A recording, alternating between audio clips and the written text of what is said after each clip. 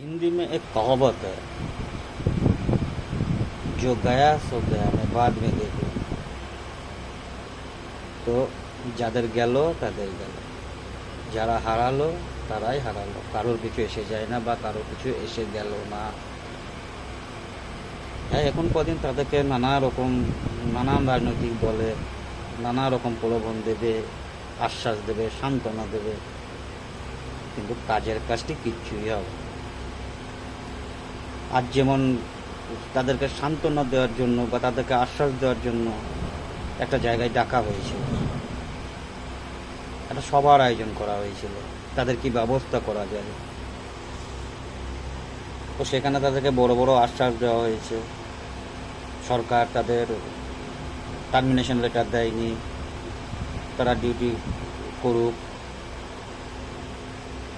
পর্যালোচনা করা হবে, বড় বড় উকিলদের নিয়ে রিভিশন করা হবে, বিচার বিবেচনার জন্য সুপ্রিম কোর্টকে আপিল করা হবে, নানান প্রলোভন দেওয়া হয়েছে।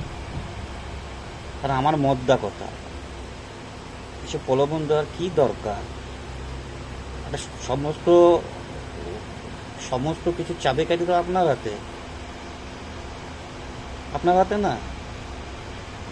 আপনি এসএসসিকে অর্ডার দিন যে যোগ্যদের লিস্টটা সুপ্রিম কোর্টকে দিয়ে দেবে,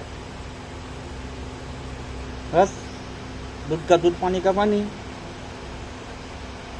এত দরকার নেই তো, এত কিছুর নাটক করার দরকার আছে কি? দরকার তো নেই।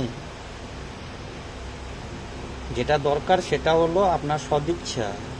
আপনি এসএসসিকে বলুন বা আপনার শিক্ষা ডিপার্টমেন্টকে বলুন যে যোগ্যদের লিস্টটা আপনার হাতেই আছে, আপনি জানেন কারা অযোগ্য,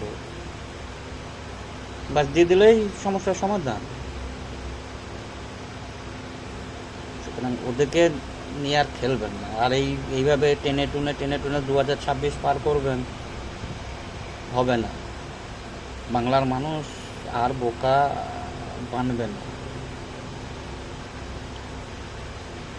অনেক বোকা বানিয়েছেন রাজনীতির সাথে। এত কিছু ছেলেদের জীবন নিয়ে খেলা করবেন। আজ কতগুলো জেনারেশন আপনি শেষ করে দিলেন, জানেন? একবার এসএসসি, একবার দুবার টেট, তাতে আবার দুর্নীতি। যারা চাকরি পেয়েছিল তারা চাকরি হারালো। এতদিন বছর লাখ ছেলে গ্রাজুয়েট হচ্ছে, বিএড করছে, ডিএড করছে, ইঞ্জিনিয়ারিং করছে, বেরোচ্ছে। কোথায় চাকরি? দুটো সিভিক রিক্রুট করে দিলেই চাকরি হয়ে গেল। তো আপনাকে আর কি বলবো, মানুষের সেবা করতে আসেননি, মানুষের ভালো।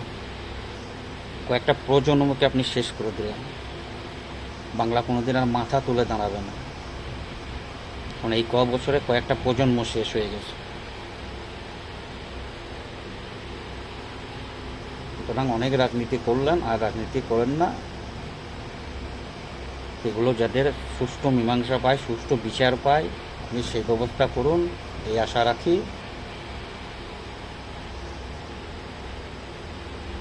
আর কি বলবো আপনার,